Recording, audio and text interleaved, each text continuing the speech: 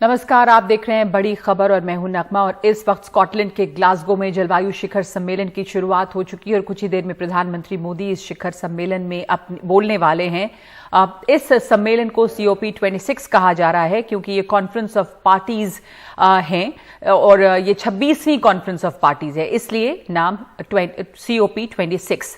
और इसमें global warming जो कि अब सब जगह दिखाई दे रही है, जिसके परिणाम उससे निपटने के उपायों पर चर्चा हो रही है, जिसमें 200 देशों के लीडर्स हिस्सा ले रहे हैं। ये सम्मेलन 13 नवंबर तक चलेगा। इसमें पहले प्रधानमंत्री मोदी और प्रधानमंत्री जॉनसन की एक द्विपक्षीय मुलाकात भी हुई है और अब प्रधानमंत्री मोदी इस ग्लासगो शिखर सम्मेलन में बोलेंगे। लेकिन उससे पहले कुछ और खबरें।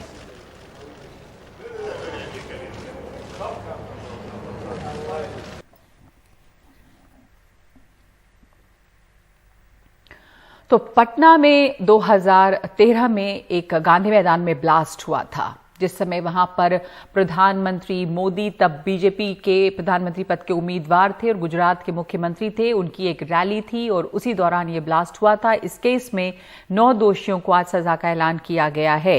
ये 27 अक्टूबर 2013 का मामला है, जब प्रधानमंत्री नरेंद्र मोदी भाजपा के उम्मीदवार के तौर पे वहां हुंकार रैली करने के लिए गए थे और इस दौरान ये ब्लास्ट हुआ, जिसमें 6 लोगों की जान गई थी। कहां पे? और अब जिन्ना की मौत के 73 साल बाद वो यूपी के चुनाव में एक बार फिर शायद मुद्दा बन जाएं। समाजवादी पार्टी के अध्यक्ष अखिलेश यादव ने पटेल जयंती पर सिर्फ ये बताया कि गांधी, नेहरू, पटेल और जिन्ना एक ही संस्थान से पढ़कर आए थे। इस पर बीजेपी ने उन पर हमला बोल दिया और कहा कि कैसे पटेल की तुलना की जा सकती है जिन्ना से। सीएम योगी ने उन्हें तालिबानी सोच वाला कहा। उप मुख्यमंत्री केशव मौर्य ने उन्हें अखिलेश अली जिन्ना कहा और बीजेपी अध्यक्ष स्वतंत्र देव सिंह ने कहा कि अखिलेश ने क्रिकेट में पाकिस्तान की जीत पर फुलझड़ी जलाई होगी। कमाल खान बता रहे हैं कि ये गड़े मुर्दे कैसे और क्यों उखाड़े जा रहे हैं। सरदार पटेल की जयंती पे समाजवादी पार्टी अध्यक्ष अखिलेश यादव ने बताया कि गांधी, नेहरू, पटेल और जिन्ना सब लंदन के एक ही संस्थान से पढ़ के आए और आजादी की जंग लड़ी। सरदार पटेल जी,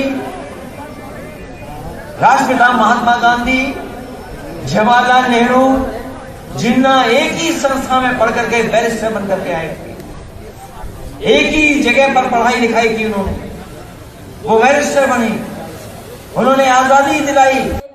लंदन में 4 इंस ऑफ कोर्ट कहलाते हैं, जिनके नाम है ग्रेज इन, लिंकन्स इन, इनर टेम्पल और मिडिल टेम्पल। ये बैरिस्टर्स की पढ़ाई और ट्रेनिंग कराते हैं। यहाँ जिन्ना ने लिंकन्स इन में, गांधी ने इनर टेम्पल में, नेहरू ने इनर टेम्पल में और पटेल ने मिडिल टेम्पल में बैरिस्टर बनने के लिए कानून की पढ़ाई की थी। अखिलेश उसी का जिक्र करते हैं, लेकिन जिन्ना का नाम सुनते ही बीजेपी ने अखिलेश पे हमला बोल दिया। उनका वो विभाजनकारी मानसिकता एक बार फिर से सामने आ गई, जब उन्होंने सरदार पटेल को जिन्ना के समकक्ष रख करके देश तोड़क जिन्ना को महिमामंडित करने का प्रयास किया है। मुझे लगता है भारत की जनता इस विभाजनकारी मानसिकता को कभी स्वीकार नहीं करेगी और उत्तर प्रदेश की जनता को हरगिज स्वीकार नहीं करेगी। अखिलेश पे हमले में डेप्यूटी सीएम केशव मौर्य और आगे निकल गए, उनको ही जिन्ना नाम दे दिया। जरूर कहना चाहूंगा, जो कल श्री अखिलेश यादव जी, जो मैं उनको श्री अखिलेश अली जिन्ना कहूं तो कोई गलत नहीं होगा, समाजवादी पार्टी पूरी नमाजवादी पार्टी बनकर के देश के लिए बलिदान देने वालों का अपमान किया है। बीजेपी अध्यक्ष स्वतंत्र देव सिंह ने अखिलेश यादव पे हमला करने के लिए 2 ट्वीट किए। 31 अक्टूबर को पहले ट्वीट में कहा कि सरदार पटेल की जयंती पर जिन्ना का गुणगान क्यों कर रहे हैं। 1 नवंबर को दूसरे ट्वीट में कहा कि जिन्ना के प्रति इतना प्यार देखकर तो ऐसा लग रहा है कि भारत पाकिस्तान मैच के बाद 1-2 फुलझड़ी आपने भी जला ली होगी।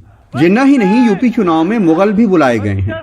गृह मंत्री अमित शाह ने लखनऊ में 29 अक्टूबर को जो कहा, उसका मतलब है कि जब 2017 में योगी सरकार बनी तब जनता को लगा कि मुगल हुकूमत खत्म हुई है। मगर बहुत सालों से उत्तर प्रदेश को ये एहसास नहीं होता था। मुगलों का शासन गया तब से, जब तक 2017 में भाजपा की सरकार बनी, ये एहसास नहीं हुआ कि बाबा विश्वनाथ, भगवान श्री कृष्ण और अयोध्या में रामलल्ला की भूमि है। अयोध्या को तो हर चुनाव में किसी न किसी तरह मुद्दा बनाने की कोशिश होती ही रहती है। और मैं आपको याद कराने आया हूं, एक जमाना था आपके पार्टी की सरकार थी, निर्दोष राम भक्तों को गोलियों से भूनने का काम किया था। इससे लगता है कि यूपी के चुनाव में बीजेपी के लिए वर्तमान कम, इतिहास ज्यादा मुद्दा है। मिसाल के लिए पहले मुगल शासक बाबर को मरे 491 साल हुए, आखिरी मुगल बहादुर शाह जफर को रंगून गए 163 साल हुए, जिन्ना को मरे 73 साल हुए, अयोध्या में कार सेवकों पे गोली चले 31 साल हुए। फिर ये गड़े मुर्दे क्यों उखाड़े जा रहे हैं? विपक्ष आरोप लगाता है कि ये असली मुद्दों से ध्यान भटकाने की कोशिश है। पेट्रोल डीजल 100 के पार है, यहाँ पे सिलेंडर 2000 के पार चला गया है, लोग परेशान हैं, लोगों को यहाँ पे रोजगार नहीं है, किसान यहाँ पे आत्महत्या कर रहा है, महिलाओं पे अत्याचार बढ़ा है, चिरहरण हो रहा है, इसके बारे में कोई चर्चा न कर ले, इसलिए वो जाति धर्म की राजनीति कर रहे हैं। इस चुनाव में पहले अब्बा जान आए, फिर चाचा जान आए, फिर जिन्ना आ गए हैं। अब इतिहास में बहुत सारे ऐसे कैरेक्टर्स हैं जिनका चुनाव में इस्तेमाल किया जा सकता है। मुरादाबाद में अनवर कमाल, हरदोई में आसिफ और लखनऊ में कैमरामैन राजेश गुप्ता के साथ कमाल खान, एनडीटीवी इंडिया।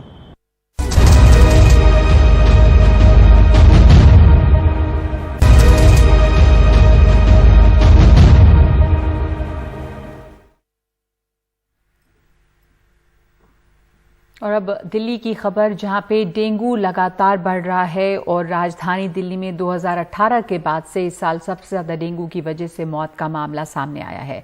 अस्पताल में मरीजों की काफी भीड़ है। अस्पताल डेंगू के मरीजों से अटे पड़े हैं, लगातार मामले बढ़ ही रहे हैं। इस बीच केंद्रीय स्वास्थ्य मंत्री ने दिल्ली के हालात पर समीक्षा बैठक की। दिल्ली में अब तक 1537 डेंगू के मामले सामने आए हैं, 6 मरीजों की जान गई है। इससे पहले 2016 और 2017 में 10 मरीजों, 2018 में 4, 2019 में 2 और पिछले साल 1 मरीज की जान डेंगू ने ली थी। उधर केंद्रीय स्वास्थ्य मंत्री मनसुख मांडविया ने माना कि डेंगू से मौत के बहुत सारे मामले इसलिए सामने नहीं आ पाते कि कई गरीबों की बीमारी और मौत की वजह का पता ही नहीं चलता। बैठक के बाद स्वास्थ्य मंत्रालय ने कहा कि ज्यादा मामले वाले राज्यों में विशेषज्ञों की टीम भेजी जाएगी। डेंगू के बढ़ते मामलों के मद्देनजर कोरोना के लिए बने बिस्तरों की ओर भी ध्यान देना चाहिए। हालत सुधरने में अभी वक्त लगेगा तो एहतियात जरूरी है। नई दिल्ली से परिमल कुमार, एनडीटीवी इंडिया। और देश में पेट्रोल पर सबसे ज्यादा टैक्स मध्य प्रदेश में लगता है। जनता महंगाई के बोझ से परेशान है, फिर भी मंत्रियों के अजीबोगरीब तर्क और बयान आ रहे हैं। मध्य प्रदेश के ग्रामीण विकास मंत्री का कहना है कि महंगाई बढ़ी है तो आमदनी भी बढ़ी है। इस तर्क से लोग कितना सहमत हैं, देखिए इस खास रिपोर्ट में।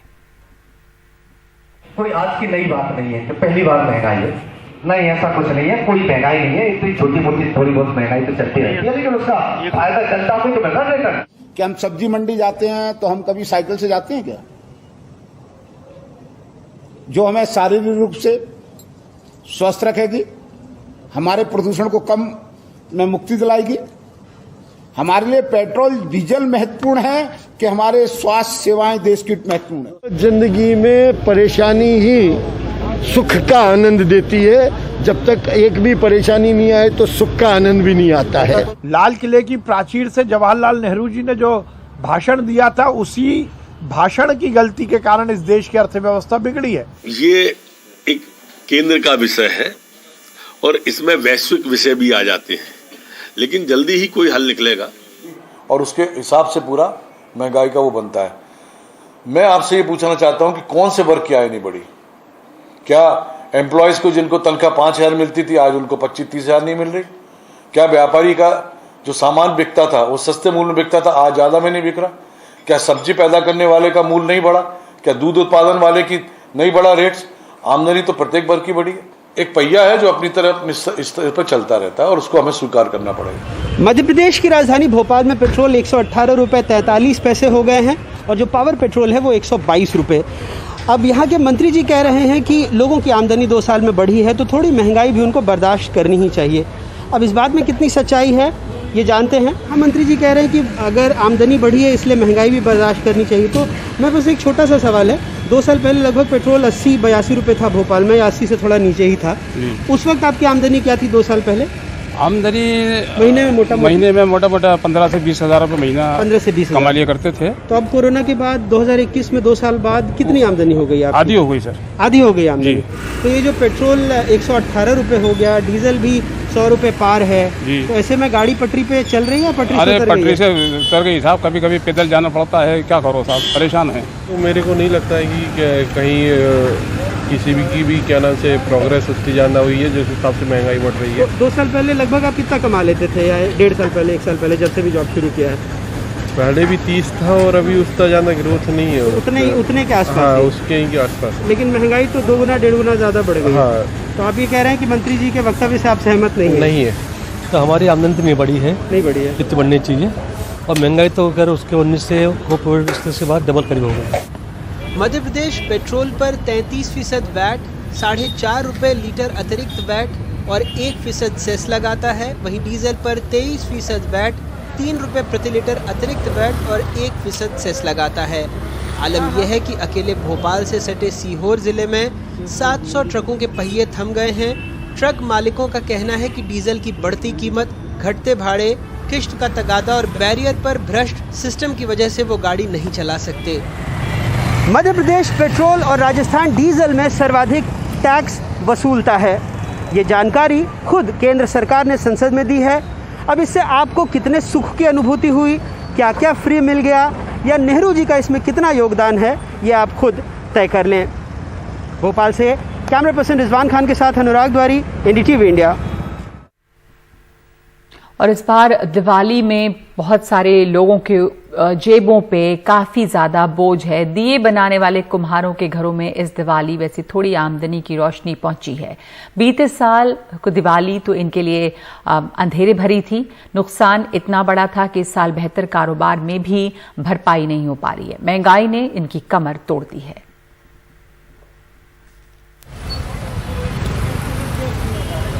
महंगाई का असर दियों पर पड़ा है। कच्चा माल महंगा हुआ है और इन्हें बनाने में इस्तेमाल होने वाली मिट्टी भी गुजरात से आती है। डीजल और पेट्रोल का जो रेट बढ़ा है उसकी वजह से ट्रांसपोर्टेशन पूरा बढ़ गया है। यहाँ ट्रांसपोर्ट का कम से कम एक गाड़ी की वजह 10 से 15 हजार रुपया गाड़ी का बढ़ के आ रहा है। और जब गाड़ी वालों को पूछे तो बोला भाई डीजल महंगा हो गया, पेट्रोल महंगा हो गया। तो वो सब चीज जो एक्सपोर्ट जो बाहर से लोग मंगाते हैं गुजरात से, जिसका रॉ मटेरियल सब गुजरात से आता है, तो सब दुगने भाव में हमको मिल रहा है। मतलब आज की तारीख में ये सब दिए बनाने वाले इन कुम्हारों के घर बीती दिवाली कोविड की वजह से अंधकार में रही, लेकिन इस साल हालात थोड़े बेहतर हैं। बहुत सारा कुछ महंगा हो गया है। इस साल मिट्टी भी बहुत महंगी हो गई, समझे। और माल लेने आते हैं होलसेल में तो उतना पैसा हमको नहीं देते हैं। दरअसल साल दर साल मिट्टी के दीपों का दौर धुंधला होता जा रहा है और बदलते वक्त के साथ रोशनी के लिए नई नई इलेक्ट्रिक चीजों ने अपनी जगह बना ली है। ऐसे में कोविड ने भी धंधा और चौपट कर दिया, पर इस साल थोड़ी राहत दिख रही है। मुंबई से पूजा भारद्वाज, एनडीटीवी इंडिया।